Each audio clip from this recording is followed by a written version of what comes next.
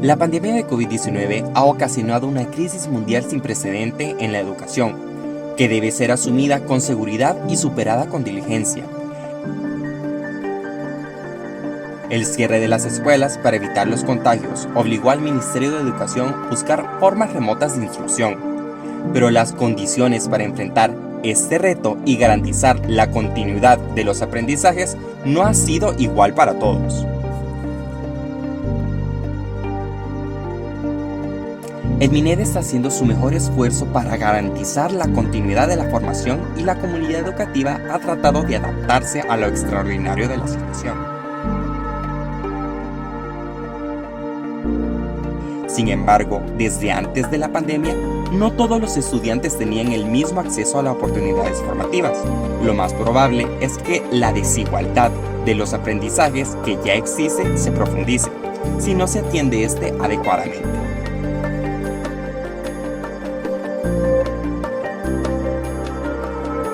La crisis que trajo la pandemia con el confinamiento y el cierre indefinido de las universidades públicas y privadas fue como un balde de agua fría para algunos docentes que tuvieron que lanzarse de lleno a la educación virtual y de muchos estudiantes a aprender de una manera distinta, algo que sin duda todos ni siquiera nos imaginábamos.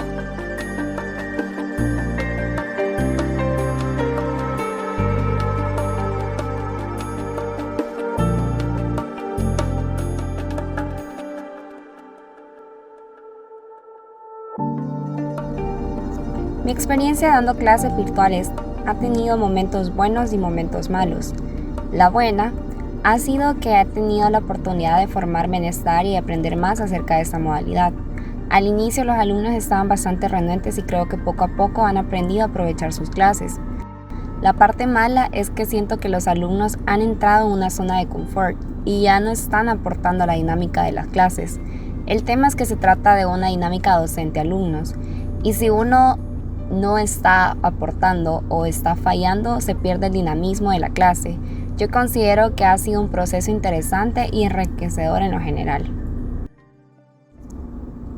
Definitivamente la educación virtual se queda con nosotros, de la misma forma que se queda el home office. Creo que la pandemia solo nos empujó y aceleró el inicio de un camino que ya se venía explorando. En el caso de la Universidad Dr. José Matías Delgado, desde el 2013 se viene trabajando en la modalidad virtual. Esto no es nuevo para nosotros, solo que no había tanta receptividad con el tema. Ahora hemos tenido que subirnos a este tren porque no hay otra opción. Creo que siempre es importante apoyarse en lo que las herramientas que la tecnología nos puede ofrecer para mejorar el proceso de enseñanza y aprendizaje.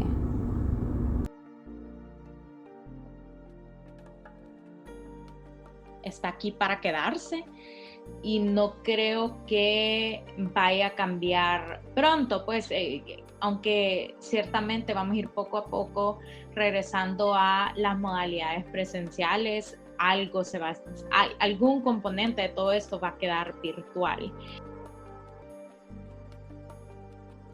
La educación virtual es algo totalmente retador para los estudiantes y para los docentes, ya que requiere de afrontar la realidad de la percepción a la tecnología, que nos hace plantearnos la brecha que se tiene con los estudiantes y los docentes dentro de un tema, que no solo se prepara la clase de manera presencial, sino de buscar diferentes recursos interactivos para proporcionar la información a la clase, no solo de manera expositiva, sino también de una manera creativa, para mantener la captación del estudiante a un 100%.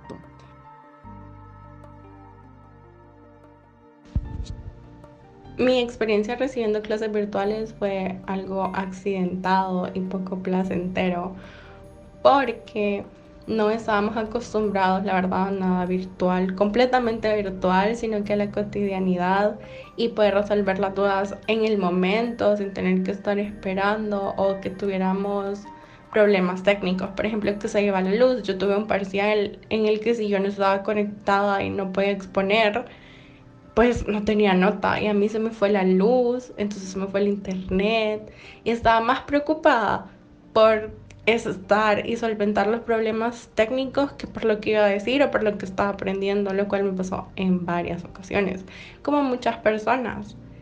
Y fuera de eso, que habían clases, habían materias donde no me daban clases, no daban contenido, sino que enviaban PDFs y presentaciones y luego tareas larguísimas que la verdad no podía solventar dudas porque si enviaba un correo preguntando, no me contestaban que en un día, ¿no? Sino que me contestaban el día que había que entregar la tarea, casi a unas cuantas horas. Entonces no servía de nada tener los recursos. Presencial a la virtual, definitivamente el acercamiento a los estudiantes creo que ya no es el mismo. Antes era muchísimo más personalizado, digamos, esta relación entre estudiantes y docentes. Hoy siento que es más fría definitivamente la clase, sin embargo, creo que las clases son más directas. Definitivamente hay pocas interrupciones pero también las interacciones son bien mínimas, ¿verdad? O sea, simple y sencillamente así es. No hay pocas interrupciones, pero también la interacción es mínima y eso, quieras o no, también afecta. Ha sido una experiencia que ha mejorado conforme el tiempo. Creo que hubo un poco más de resistencia por el lado de los docentes para podernos enrolar bien en todos los sistemas, de manera que fuera continuo y sin muchas trabas el desarrollo de cada una de las clases. Además, pues han habido momentos en que pues ha sido como bastante cansón por el hecho de que pasamos el 100% de toda nuestra práctica presencial a una computadora, a una pantalla, a un teléfono. Entonces, sí, realmente implicó un gran cambio, implicó acostumbrarse, implicó saber que había que estar quizás más disciplinado o más pendiente de todo lo que acontecía en un espacio virtual, porque el 100% de todas las clases y de todo el desarrollo del proceso de aprendizaje, pues dependía de una computadora. Pero en general mi experiencia pues ha sido retadora, me ha pues dado la oportunidad de poder explorar nuevas plataformas, nuevos espacios, tener agilidad para desarrollar alguna actividad virtual. Entonces en eso sí ha ayudado bastante, y al inicio pues como lo digo hubo un poco de resistencia. De igual manera ha mejorado conforme el tiempo, hay mejor sistematización, hay mejores procesos, y pienso que esa ha sido una de las desventajas y algo que yo pudiera rescatar de mi experiencia en clases virtuales.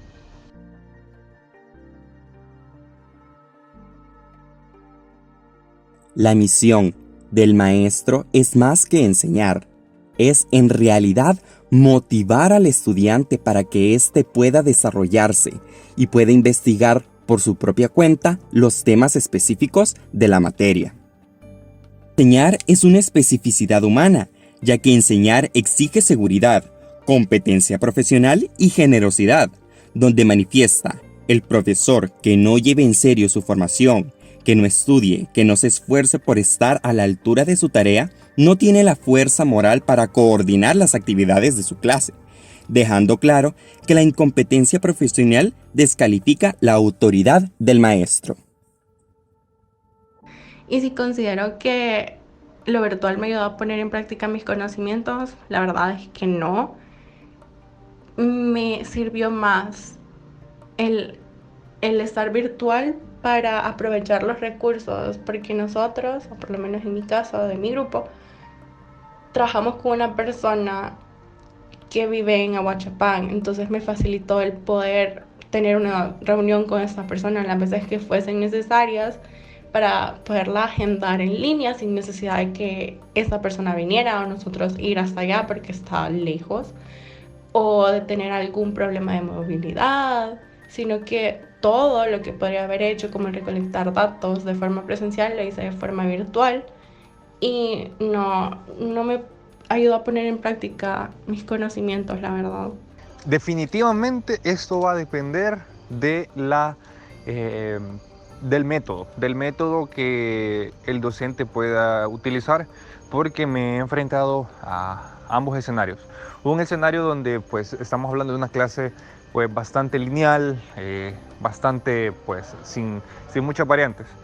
Por otro lado, he tenido la oportunidad de estar en clases donde, a pesar de que estamos en una clase virtual, hay todo el espacio y toda la oportunidad para poner en práctica mis conocimientos de forma real, práctica, como si estuviéramos en una clase presencial. Entonces, creo que ha dependido de la metodología que muchos docentes pongan en práctica. Muchas metodologías sí se han prestado para poner en práctica los conocimientos y otras pues ha sido mucho menos, ha sido muchísimo menos. Pero ahí se muestra de que no importa que sea una clase virtual, siempre hay oportunidad, siempre ha habido oportunidad para poner en práctica los conocimientos de diferentes maneras, en distintos formatos. Entonces, pienso que el desempeño que uno va a tener o la puesta en práctica de los conocimientos en las clases virtuales va a depender mucho del estímulo inicial. Y el estímulo inicial, pues, principalmente viene siendo la clase impartida por el docente.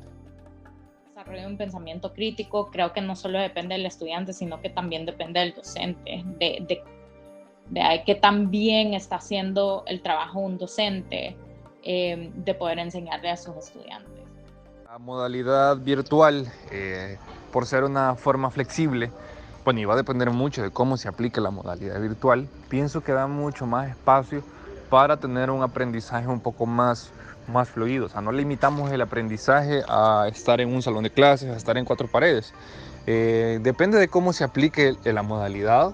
Creo que así va a ser el nivel de aprendizaje, aunque sea virtual o presencial. Pero en el caso de mi punto de vista, y hablando de la modalidad virtual, pienso que si esta se aplica con flexibilidad, con técnica, con buenos formatos, utilizando herramientas, yo le doy un buen porcentaje primario al aprendizaje en modalidad virtual. Claramente esta no es lo mismo que estar en un aula presencial, pero para eso vamos para la virtualidad.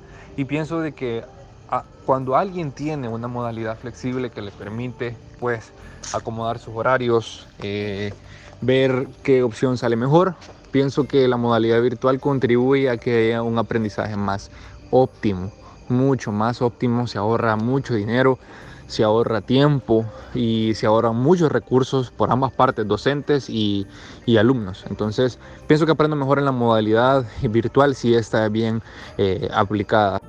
Un reto bien grande, especialmente porque no creo que El Salvador tiene la estructura ni la cultura dentro de los estudiantes ni los docentes para poder llevar clases virtuales a largo plazo.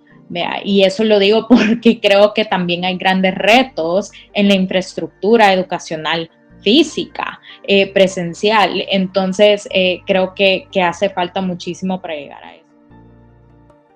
Estamos realmente preparados en muchos sentidos. Nos falta bastante conocimiento a todos sobre cómo aprovechar las aplicaciones, sobre cómo aprovechar los recursos que tenemos y preocuparnos porque las personas que no los tienen los tengan para poder ellos también llevar este tipo de vida. Los niños, incluso en los colegios, en las universidades también existen personas que no los tienen y los necesitan para poder aprender, lo cual es todo un reto para todos. Así que no estamos preparados. Y también del lado de los catedráticos, porque a ellos también se les puede dificultar. Hay personas que no son tan amigables con la tecnología y requieren de más paciencia para nosotros poderles explicar, o requiere que alguien les dé un webinar sobre cómo utilizarlo, para qué es cada botón, y no hemos tenido en muchos casos esas explicaciones, sino que nosotros lo hemos ido descubriendo y a veces no lo ocupamos de la forma correcta por eso, y porque a veces lo leemos y lo ocupamos y no siempre las fuentes lo explican de la mejor manera y por eso nos cuesta más, sino que necesitamos un mejor conocimiento para poder sacar un mejor provecho, y también que las clases sean interactivas porque no lo son, y eso